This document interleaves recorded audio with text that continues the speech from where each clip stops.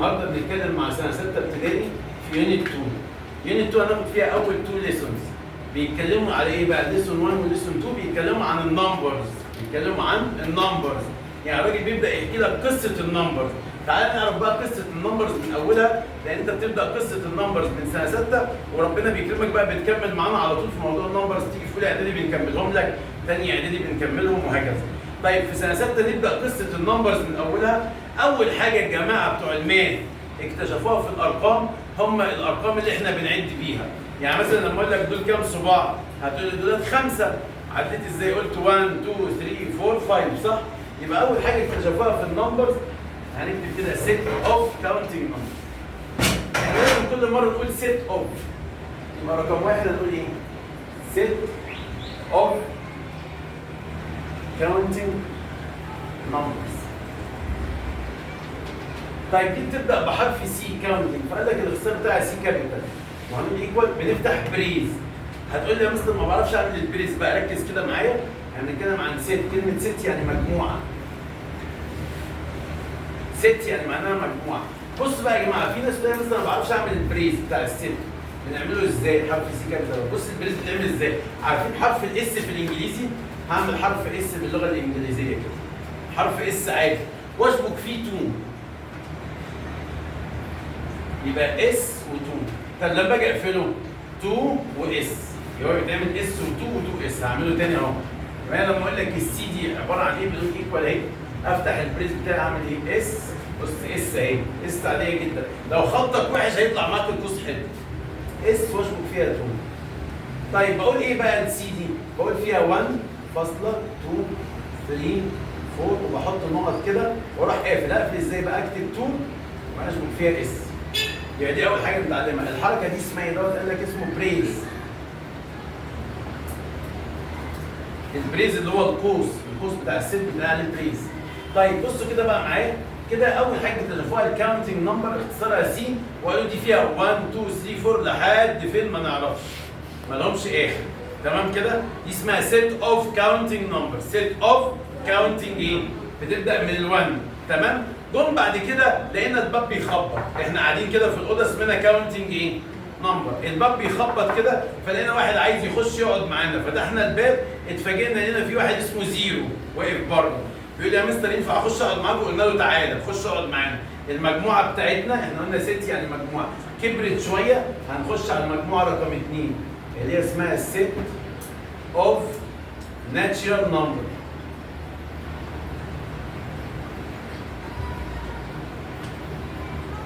طب ايه يا مستر الناتشرال نمبرز دي؟ اول حرف ان هنكتب ان كابيتال، هنقول ايكوال، هنفتح البريز اس وبعدين 2. هكتب دول بس اقول لهم وسعوا كده شويه عشان في زيرو. اكتب 0 1 2 3 واحط نقط واقفل 2 واس. اس و2 2 واس. كده المجموعه كبرت. رقم حاجه اول حاجه في المجموعات او في السيتس اخدناهم هم السيت اوف كاونتنج نمبرز. وكلمه كاونت يعني العد، الارقام اللي انت بتعد بيها. طب يا جماعه هل الكاونتنج نمبر فيهم زيرو؟ لا ليه؟ هقول لك ليه. انت لما اقول لك دول كام صباع تيجي تقول لي دولت 4. اقول لك 4 ليه؟ هتقول لي مثلا عديتهم دول 4. اقول لك طب تعالى نعد مع بعض. هتقول لي 0 1 2 3 4. اجابه غلط. هم دول 4 صوابع؟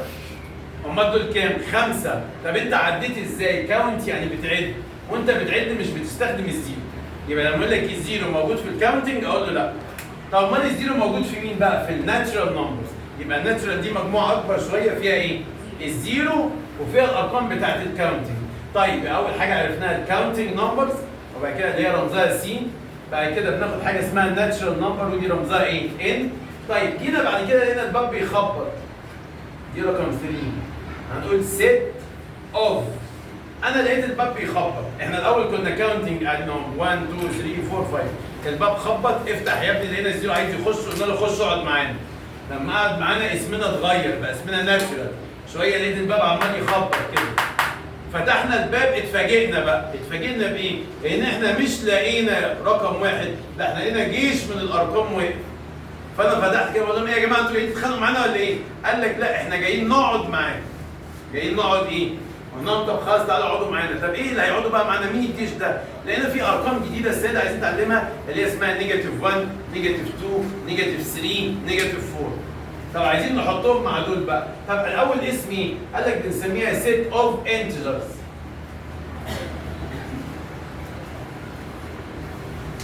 طب يا جماعه كلمه انتجرز بتبدا بحرف الاي. هنا الكاونت بتبدا بالسي فعملنا السيمبل بتاعها او الرمز بتاعها سي كابيتال. الناتشرال تبدا بالان عملنا السيمبل بتاع ان كابيتال. الانتجرز بتبدا بالاي بس الجماعه بتوع الماس قال لك هنسمي الرمز بتاعها زد. دي الوحيده اللي رمزها مختلف. طب ايه بقى الزد دي؟ بص اهو هنقول ايكوال، هنفتح بريز نعمل اس وبعدين 2 وبعمل هنا كده 2 وبعد كده ايه؟ ايه بقى الزد دي؟ هنكتب النمبرز بتوع الانتجرز، ايه هم بقى؟ هم دول بالظبط اللي هم 0 1 2 3 4 بس هنزود عليهم الارقام النيجاتيف. طب احنا لما جينا نكتب 1 2 3 4 كتبناهم كده، لما الزيرو كده دخل عليهم زقناهم كده شويه عشان ندخل الزيرو هنا صح؟ طب هتعمل ايه؟ هتزق دول بقى كده شويه، هتزقهم لي ناحيه اليمين كده شويه. هتقول لهم تعالوا كده. يعني بدل ما تبدا من هنا تبدا من النص. هتقول هنا ايه؟ 0 وبعدين تعمل كوما 1 2 3.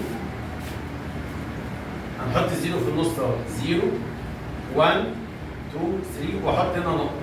النقط دي معناها ايه؟ معناها ان هم ما لهمش اخر. طب نيجي الناحيه الثانيه، زي ما في 1 في نيجاتيف 1، زي ما في 2 في نيجاتيف 2، زي ما في 3 في نيجاتيف 3 واحط نقط كده. يبقى دي اسمها زد اوف انتجرز. سيت اوف انتجرز اللي هي رمزها زد. ودي بتشمل ايه بقى؟ بتشمل الزيرو والارقام دي والارقام دي. طيب الارقام دي اللي هي 1 2 3 4 بنسميها زد بوزيتيف. انا ممكن اعملها لك بلون مختلف، اعملها لك مثلا بالازرق. بصوا معايا دول كده اللي هم 1 2 3 4 من اول هنا كده وانت ماشي، دول بنسميهم زد بوزيتيف. دول اسمهم زد نيجاتيف. طب بالنسبه للزيرو، الزيرو ولا مع البوزيتيف ولا مع النيجاتيف، ولا مع دول ولا مع دول. هتقول لي ليه يا مستر بقى؟ هقول لك ليه. هم قالوا الارقام اللي هي 1 2 3 4 دي اللي هي البوزيتيف دي بتعبر عن مكسب. يعني مثلا انت قاعد في البيت خدت من بابا جنيه يبقى بوزيتيف 1، بس مش بنكتب البوزيتيف بنقول 1 على طول. خدت من بابا 2 جنيه، ربنا كرمك في الشغل قبضت المرتب 100 جنيه يبقى بوزيتيف 100، بس ما بنكتبش البوزيتيف بنقول عليها 100 بس، فبيبقى معروف ان هي بوزيتيف حاجه انا كسبتها. طيب انا لما اروح مثلا اصرف فلوس او اخسر فلوس او اروح استلف فلوس، كل الحاجات دي بتبقى بالايه بقى؟ بالنيجاتيف. الماينس هنا بنقول عليه ايه؟ نيجاتيف. انا ماشي في الشارع قابلتني حاجه حلوه عجبتني رحت مشتريها ب 5 جنيه، يبقى الفلوس اللي معايا انا صرفت منهم 5 جنيه، فبنقول عليها نيجاتيف 5. نيجاتيف 5. طب انا مثلا رحت السوبر ماركت صرفت 100 جنيه يبقى نيجاتيف 100. اكتبهم لك هنا مثلا اهو. نيجاتيف 100 يبقى انا خسرت 100 جنيه. نيجاتيف 2 يبقى النيجاتيفات دي بتعبر عن خساره. طب العكس، انا كسبت 7 جنيه يبقى 7، بس ما اقولش بوزيتيف 7. هتقول بوزيتيف 7 اقول لك لا اكتبها 7 على طول. كسبت 10 جنيه بقول تاني. فقالوا ان البوزيتيف دول بيعبروا عن ايه؟ مكسب. والارقام النيجاتيف دي ده اختصار كلمه بوزيتيف ونيجاتيف. قال لك دول بيعبروا عن مكسب ودول بيعبروا عن خساره. طب تعال نسال نفسنا سؤال كده، لو انت قاعد في البيت زيرو يعني ايه؟ هل معنى كده انت كسبت فلوس؟ لا ما كسبتش، انا قاعد زيرو ما معيش حاجه. طب هل معناه ان انت خسرت فلوس؟ فعشان كده قال لك الزيرو دوت ولا مع دول ولا مع دول. قوم يجي عليه سؤال في الامتحان بقى، بص يقول لك ايه؟ سؤال يقول لي نقط is neither positive nor، سؤال مهم جدا، nor negative. في قاعدة في الانجليش عايزين نتعلمها اسمها neither nor. neither nor يعني ايه neither nor؟ يعني ولا كده ولا كده. افرض واحد قال لك انت ما بتحبش ايه؟ قلت له بص انا بحب اي حاجه بس ما بحبش مثلا التفاح ولا المانجا. ما بحبش التفاح ولا، طب اقولها ازاي بالانجلش؟ اقول ان انا ايه؟ نيذر تفاح نور مانجا، يعني ولا بحب ده ولا بحب ايه. طب واحد مثلا دخل عند واحد ضيف عنده في البيت فبيقول له تشرب ايه؟ قال له اي حاجه، عايز يعمل له واجب ضيافه بقى، تشرب ايه؟ قال له اي حاجه. قال له بس خد بالك ما تعمليش لا شاي ولا قهوه، انا ما بشربش لا شاي ولا ايه. يبقى اقول نيذر شاي نور قهوه.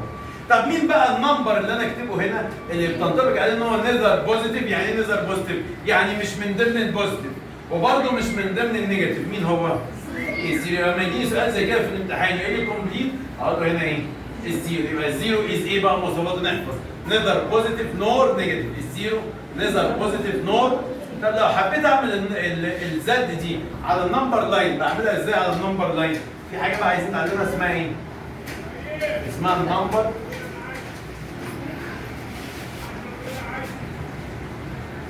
النمبر لاين اوف زد. ايه بقى النمبر لاين دوت؟ ان انا بروح عامل اوكي دلوقتي بعمل ايه؟ ها احنا قلنا طبعا الزد اللي هي الزيرو والزد بوزيتيف والزد ايه؟ نيجاتيف. دول احنا بنسميهم الانتجرز. طب انا دايما بشبههم للطلبه باكزامبل حلو قوي. بقول لهم ايه يا جماعه؟ بقول لهم الزيرو ده كانه هو المدرس، هو المستر او المدرسه، سواء مدرس او مدرسه. والزد بوزيتيف دي اللي هي الطلبه في الفصل الصبيان، والزد نيجاتيف دي اللي هي البنات. طب انا دلوقتي لما احط الصبيان مع البنات ومعاهم المستر يبقى كده الفصل كامل اللي هو اسمه ايه؟ الزد. طب لما يجي يسالوني يقول لي انت يا مدرس يا مستر هل انت تعتبر من ضمن التلاميذ الصبيان؟ لا، مع ان انا مدرس، انا ولد اهو زيكم، بس انا مش من ضمن التلاميذ الصبيان. طب هل انا من ضمن التلاميذ البنات؟ برضه لا. فعشان كده الزيرو بتاع ايه؟ نقدر بوزيتيف نور ايه؟ انا اسمي مدرس، لا انا تلميذ من الصبيان ولا انا تلميذ من الايه؟ من البنات. طيب دلوقتي عايزين نتعلم حاجه اسمها النمبر لاين. ايه النمبر لاين ده؟ هيساعدني في حاجات كتيره قوي، وخصوصا لما يجي سؤال الارينج، لما يجيني ارقام يقول لي اعمل لها ارينج اسندنج او ديسندنج. بصوا يا جماعه النمبر لاين دوت بيترسم ازاي؟ بيترسم هو لاين يعني خط، ونمبر علشان عليه ارقام. بعمل خط كده وبحط عليه في النص الزيرو، بكتب عليه الارقام دي، احط هنا الزيرو بعد اكتب هنا كده 1 2 3 4 5. احاول اخلي المسافات متساويه بين كل نقطه والثانيه، واحط هنا قصادهم الاوبزيت بتاعتهم اللي هي نيجاتيف 1 نيجاتيف 2 نيجاتيف 3 نيجاتيف 4 وهكذا. يبقى ده اسمه النمبر لاين. مش عايزك تعرف فيه غير اكتر من كده، ان هو بنحط الارقام دي اللي هي بتاعت الزد بس بنحطها على خط، يبقى اسمه النمبر لاين. بيساعدني بيساعدني ان انا اعرف مين الكبير ومين الصغير. لما يجي سؤال يقول لي الرينج وهنشوف الكلام دوت دلوقتي. طيب لو حبينا نعمل بقى الزد دي نرسمها في رسمه فين. في حاجه اسمها فين دايجرام. طب ايه يا مستر الفين دايجرام ده؟ هنرسم الزد دي الزد والان والسي في رسمه فين. بنرسمهم ازاي؟ قال لك اول حاجه انت بتعمل دوريه كده صغنطوطه. الدوريه دي اول حاجه تشوفها اللي هي الكاونتنج اللي هي فيها 1 2 3 4 5 6 7 8. طب سؤال يا مستر هم كده خلصوا؟ لا طبعا، في بعد 8 9 10 11 12 وهكذا، مليانه الارقام كلها. بس هل في جواهم زيرو؟ الدايره دي دايره فيها 1 2 3 4 بس. الزيرو بقى واقف فين؟ دي اسمها سي. الزيرو واقف بره هنا، نفسه يا عيني يخش معاهم. كل ما يجي يخش يقول لا ما تخشش، احنا اسمنا كاونتنج.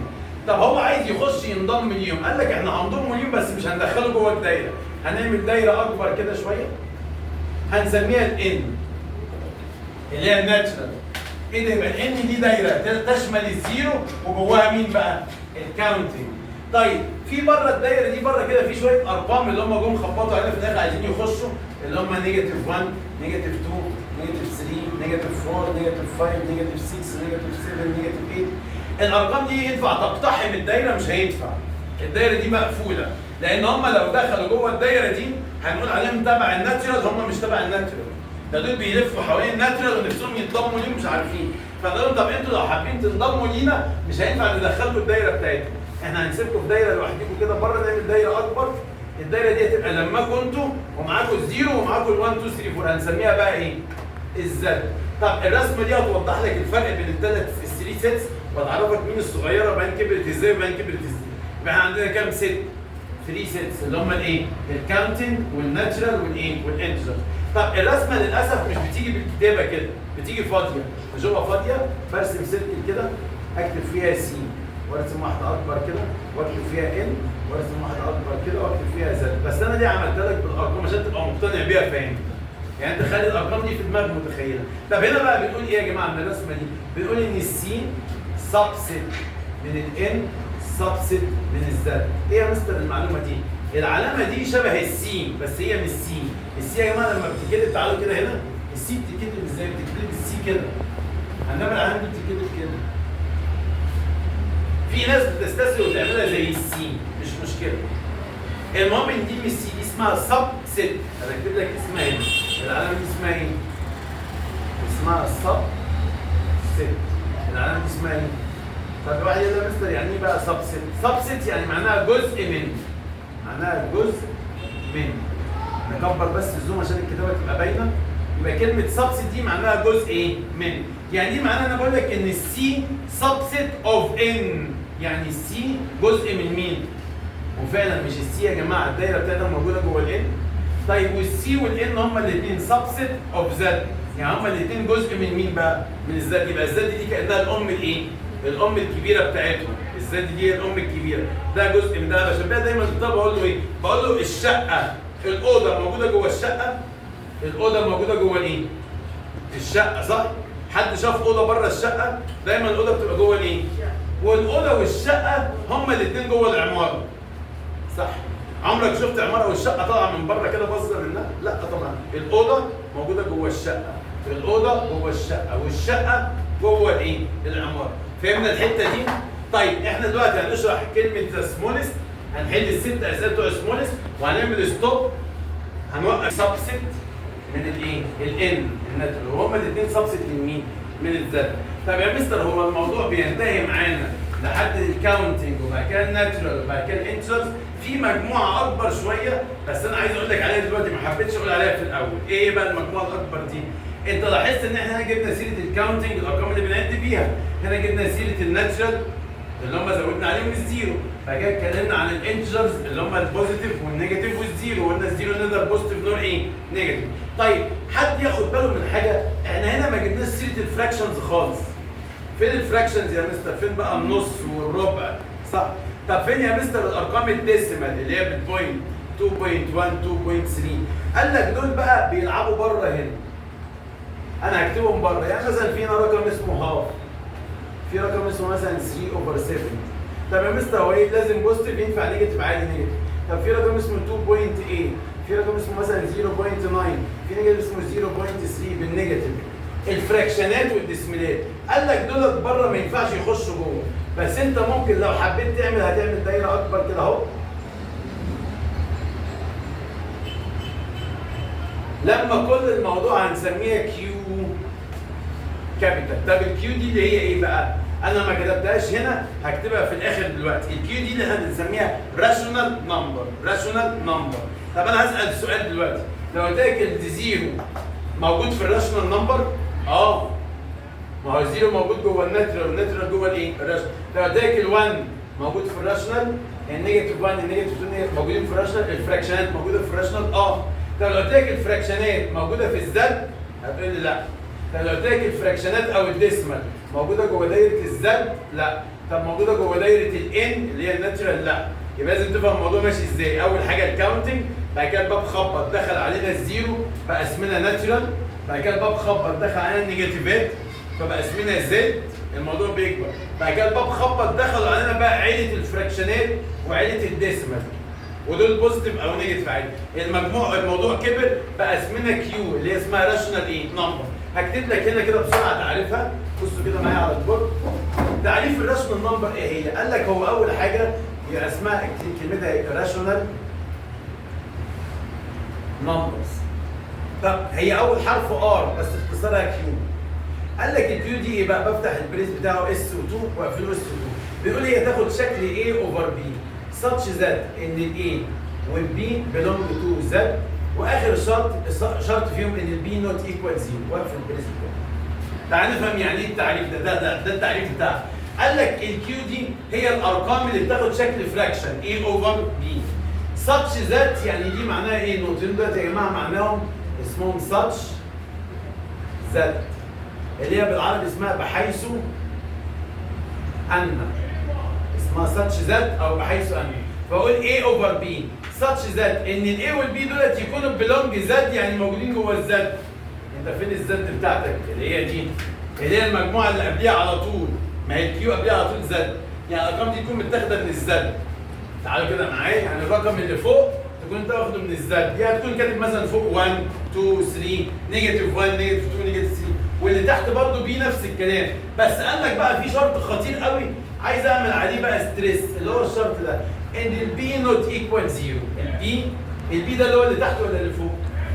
اللي تحت دوت يكون نوت ايكوال ايه؟ طب انا اديك شويه اسئله وتقول لي اذا كانت هي راشنال ولا لا، هديك ارقام على البورد تقول لي دي راشنال ولا مش راشنال. بص كده معايا، لما اقول لك مثلا 3 اوفر 7 اقول عليها كيو ولا لا؟ مش ده واخد شكل فراكشن اهو. طب ال 3 دي موجوده في الزد؟ وال7 في الزد يبقى ده واخد عليه كيو؟ يعني راشنال. طب يا مستر افرض قلت نيجاتيف 3 اوفر 7 برضه كيو، صح؟ على فكره بنقول عليها العلامه دي. العلامه دي يا جماعه مش مجرده عليكم كرمز، هي اسمها بيلونج. اسمها ايه؟ هنا في سؤال بيقول لك اكتب بيلونج او نوت بيلونج. البيلونج او نوت بيلونج دي اللي هي العلامه كده، اللي هي زي علامه السي كده بس بنحط جواها شرطه زياده. طب نوت بيلونج بنعمل سي وجواها شرطه زياده ونشطب عليها كده. طب انت عندك الرمز بتاعها مش مكرر عليك، انت مجرد عليك بس تعرفها كتابه. بيلونج يعني معناها ينتمي الى او موجود. طب انا لما اقول لك النيجاتيف 3 اوفر 7 بيلونج تو كيو يعني موجود في الراس نمبر، مش هو بيحقق الشروط. طب بص معايا، لو قلت لك 5 اوفر 3 ماينس 3 بيلونج كيو، تعال بقى نبص كده، هنا اللي فوق ده 5 عادي، اللي تحت 3 ماينس 3 يعني ايه؟ طيب الزيرو ده بيقول لك خد بالك اللي تحت دوت اوعى يساوي زيرو. العلامه دي معناها نوت ايكوال، معناها نوت، اما نعمل ايكوال كده ونشطب عليها يعني معناها نوت ايه؟ يعني بيقول لك ان اللي تحت دوت نوت ايكوال زيرو. طب انت كده خليت اللي تحت بزيرو، يبقى ده بيلونج كيو. قال له صح ولا غلط؟ قال له لا ده غلط، لان هو بوظ الشرط. ايه هو الشرط؟ ان اللي تحت ما يكونش بزيرو. طب بص كده معايا، افرض قلت لك 9 اوفر 0 بيلونج تو كيو، برضه تحت زيرو، لا مش هينفع. طب لو قلت لك 0 اوفر نيجاتيف 8 بيلونج كيو، صح. ليه؟ لان احنا خايفين ان الزيرو يبقى تحت مش فوق. طب ليه بقى؟ هقول لك معلومتين على السريع كده. بص يا جماعه، لما احط لك الزيرو فوق، 0 اوفر اي حاجه، يعني 0 اوفر 8، 0 اوفر 88، 0 اوفر 11، 0 اوفر نيجاتيف 88، كل دول معناهم في الاخر ان هم ايكوال 0. يبقى الزيرو لما يتحط فوق 0 اوفر اي حاجه معناها ايكوال ايه؟ يبقى دي ايكوال 0، دي ايكوال ايه؟ 0. انما الزيرو لما بيتحط تحت في مصطلح عايزين نعرفه بتبقى اسمها مينينجلس. يعني مثلا لما اقول لك 3 اوفر 0 ايكوال ايه؟ هتقول لي دي مينينج. يعني ايه مينينجلس يا مستر؟ كلمة مينينجلس معناها بالانجلش has no meaning، يعني ملهاش معنى. يبقى الزيرو لما يبقى تحت بيزعل يقوم يبوظ المسألة، يخلي المسألة كلها ايه؟ ملهاش معنى. فاحنا هنا حطينا الشرط دوت، قلنا ان البي تكون نوت ايكوال 0. البي دي اللي هي انهي رقم؟ قال لك دي الرقم اللي تحت يكون نوت ايكوال ايه؟ 0. ليه؟ عشان هم خايفين على زعل الباشا بتاعنا الزيرو. قال لك انت لو حطيت دي 0 تحت ايه اللي هيحصل؟ هيبقى الزيرو تحت هيزعل، هيروح مبوظ المسألة يخليها مينينج ايه؟ فهم خايفين على زعل. طب يا مستر هو ليه ما قالش ان الاي نوت ايكوال 0 اللي فوق؟ لان عادي لو اللي فوق بزيرو عادي، 0 اوفر اي حاجه.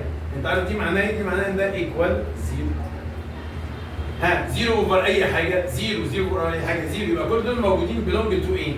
كيو يعني موجودين في الراشنال طب بص بقى، عندي هنا هحل الاول ال6 اسئله دول جمال جدا، وبعد كده نخش على الارينج والحبه اللي حلوين دول نبقى خلصنا.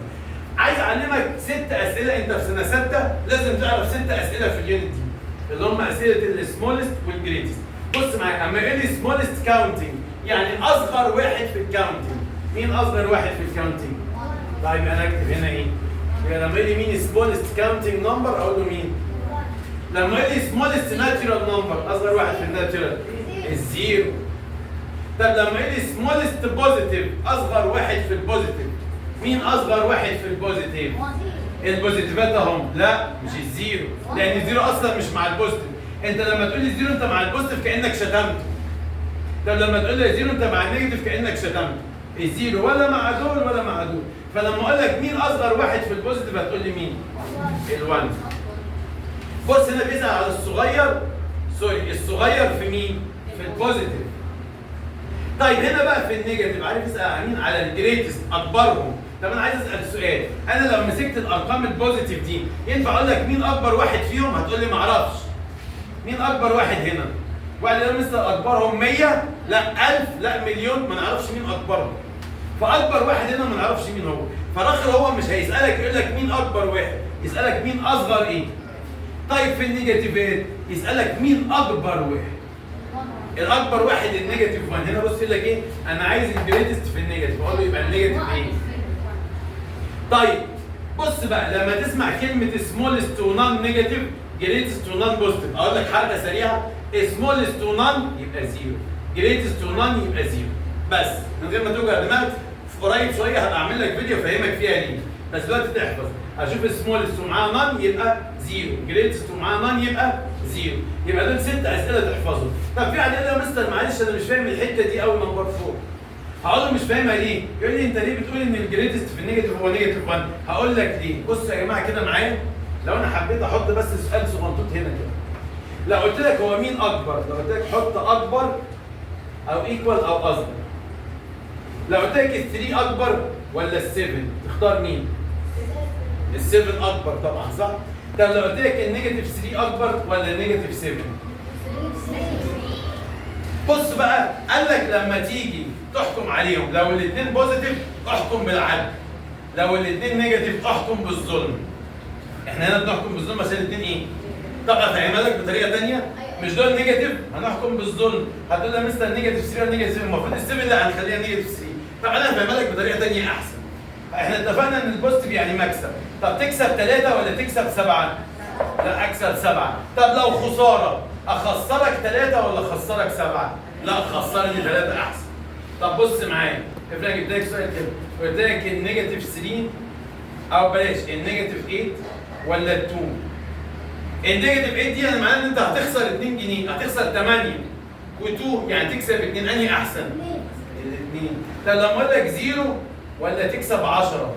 طيب 0 ولا تخسر 10؟ لما يقول لي 0 ومعايا 10 لا كسبني 10. طب 0 ولا اخسر؟ لا سيبني 0. يبقى الموضوع سهل جدا. فانت لو جيت هنا في النيجاتيفات، بصوا في النيجاتيفات ده واحد خسر 1، ده خسر 2، ده خسر 3. طب مين فيهم الكبير؟ الكبير اللي خسارته اقل. انا لو معايا 10 جنيه وزميلي معاه 10 جنيه، احنا الاثنين معانا 10 جنيه، انا خسرت جنيه وهو خسر 3 جنيه، احنا الاثنين خسرانين، يطلع في الاخر مين اللي معاه اكتر؟ عشان هنا لما يقول لي بقى الجريتست في النيجاتيف اقول له نيجاتيف ايه؟ 1. طب هل ينفع يقول لي مين السمولست في النيجاتيف؟ النيجاتيف طول ما انت ماشي كده ده اكبر واحد، يبقى جاي اصغر اصغر اصغر اصغر. تعرف تجيب مين اصغر واحد؟ ما نعرفش. زي برضه هنا ده اصغر واحد بس ما تعرفش تجيب اكبر ايه؟ واحد. طب يلا ننقل مع بعض. ها خلصنا ال6 اسئله بتوع الجريتست والسمولست ومفيش غير ال6 دولت اللي تحفظهم. يا شباب كده يبقى احنا عرفنا الكيو وعرفنا ال6 اسئله. انت في سنه 6 يبقى تقول في 6 اسئله تمام؟ وزودنا كيو خلاص تمام؟ طيب وعرفنا الاكبر والاصغر. طيب في حاجه عايزين نعرفها برضه هنا قبل ما نخش على الارينج برضه. ايه موضوع الابسوليوت فاليو ده؟ قال لك الابسوليوت فاليو ده ان يكون في رقم محطوط عليه خطين في الجنب كده والرقم في النص، هم مش اقواس هم خطين كده. طب قال لك ايه الابسوليوت ده؟ الابسوليوت دوت دوره ان هو بياكل الاشاره النيجاتيف اللي جوه. يعني لما يقول لي الابسوليوت دي اسمها ابسوليوت فاليو اوف نيجاتيف 7، الابسوليوت هياكل النيجاتيف دي الاجابه تبقى 7 بس. طب الابسوليوت ده هياكل النيجاتيف دي يبقى دي هتطلع قيمتها 3 بس. ده سهل جدا اسمه الابسوليوت فاليو. وخد بالك احنا كده كاتبين في اول الفيديو ان ده ليسون 1 و2، انا ضحكت عليك ودخلتك في ليسون 3 كمان بالمره اللي هو فيه الابسوليوت وفيه الكيو. طب يا مستر ابسوليوت 8 في هنا نيجاتيف؟ مفيش نيجاتيف يبقى مش هياكل حاجه يبقى تفضل 8 زي ما هي. طب لما اقول لك ابسوليوت نيجاتيف 2 بس في نيجاتيف هنا، الابسوليوت يا جماعه بياكل النيجاتيف اللي جوه ما ياكلش اللي بره. هو ياكل اللي جوه دي فهتبقى دي 2، اللي بره دي مش هيقدر عليها تفضل زي ما هي. طيب فهمنا الابسوليوت. اسئله سريعه اهي يقول لي حط بيلونج او نوت بيلونج. بيلونج يعني معناها ايه يا مستر؟ قال لك دي معناها موجود. نوت بيلونج يعني معناها مش موجود. طب تعال نبص، بيقول لك الزيرو هتقول لي لا اما بيلونج لا اما نوت بيلونج. تو راشونال يعني موجود في الراشونال، احنا عرفنا الراشونال اللي هي ايه؟ تعال نبص في الرسمه بتاعت الدايره اهي اللي هي الكيو صح؟ اللي هي المجموعه الام بقى الكبيره. طب هل فيهم زيرو؟ ده الزيرو جواه اهو. يبقى لما يقول لي الزيرو بالنسبه تو راشونال اقول له بيلونج ولا نوت بيلونج؟ بيلونج يعني موجود، بقول له انا كلمه بيلونج. اقول بيلونجز الاس دي بتاعت البريزنت سمبل تنس. طب لما يقول لي الابسوليوت نيجاتيف 7 وحاطط هنا نيجاتيف بره، تيجي نفكها الاول. الابسوليوت ده لسه شرحه هنا، بياكل الاشاره اللي جوه ما بياكلش اللي ايه؟ طب هياكل دي يبقى دي هتبقى 7 بس، انا اكتبها هنا 7 بس. طب والنيجاتيف دي مش هيقدر عليه، هو بيقدر على اللي جواه ما بيقدرش على اللي براه، يبقى دي في الاخر هتطلع قيمتها نيجاتيف ايه؟ 7. السؤال بقى هنا عن نيجاتيف 7 هو بيقول لي نقط 2 ناتشرال، هل هو موجود في الناتشرال ولا لا؟ يعني عارفين الناتشرال ده بيبداوا ب 0 1 2 3 4 صح؟ هل فيهم نيجاتيف 7؟ يبقى اقول له هنا ايه؟ not belong، يعني معناها مش موجود. نحاول نكبر الزوم عشان خاطر. طيب بص معايا هنا بيقول لي 2 and half، الهاف ده يعني فراكشن صح؟ النص يعني فراكشن. طيب بيقول لي موجود في الانتجرز. انتوا عارفين احنا اكتشفنا الفراكشنز امتى؟ بص كده الفراكشنز اكتشفناهم امتى؟ بعد ما عرفنا الذات الفراكشنز دول كانوا بره، الفراكشنز والديسمال اللي فيهم دول كانوا بره. هل دول موجودين جوه الذات ولا دول موجودين في الكيو؟ طب لما يقول لي 2 and half، على فكره 2 and half دي لما تحب تحولها ديسمال اسمها 2.5، عشان اللي مش عارف المعلومه دي يعني معناها 2 ونص. هل موجوده في الانتجرز؟ الانتجرز دول يا جماعه اللي هم 0 1 2 3 نقط، وهنا نيجاتيف 1 نيجاتيف 2 نيجاتيف 3. ما بيحبوش الانتجرز، ما بتحبش لا الفراكشن ولا الديسمال، مش موجودين فيها، هي مش بتحبهم. يبقى اقول هنا دوت فراكشن وانت بتسال انتجرز اقول لك لا not belong. not belong. طب يا مستر لو هو غير، لو هو بدل ما يقول لي انتجرز قال لي راشونال زي دي وبيسالني عن التو اند هاف بالنسبه لراشونال اقول له موجود. بص يا جماعه اقول لك على حاجه، غمض عينيك كده، اي رقم يديهولك لو قال راشونال قول بيلونج، لان راشونال دي المجموعه الام الكبيره بتاعتي. اقول لك 7 بالنسبه للراشونال تقول لي بيلونج. ايه مش عارف الرقم اللي قدامك ده بالنسبه للراشونال بيلونج، اي حاجه بيلونج في الراشونال، اي حاجه في الراشونال نقول عليها ايه؟ بيلونج. انما المشكله في الحاجات دي لان الراشونال دي هي المجموعه الام، هي العالم كله، تضم الصبيان والبنات والرجاله والستات والكراسي والعربيات والبيوت والمباني، بتضم كل حاجه. فلما ادي حاجه هنا بالنسبه للراشونال وانا هم علينا اقول له بيلونج، بس ما عدا حاجه واحده هي اللي خاف منها، ان يكون تحت ايه؟ ويقول لي بيلونج تو كيو، اقول له لا، دي الحاجه الوحيده اللي كيو مش عايزها، لان دي يا جماعه حاجه في الماس مش ملهاش معنى، اسمها مينجلس ملهاش معنى، فهي طالما ملهاش معنى يبقى هي اصلا مش موجوده في اي حاجه خالص، لا في الكيو ولا في الزد ولا في اي حاجه. طب ها 15 اوفر 3 فين موجود في الكاونتنج؟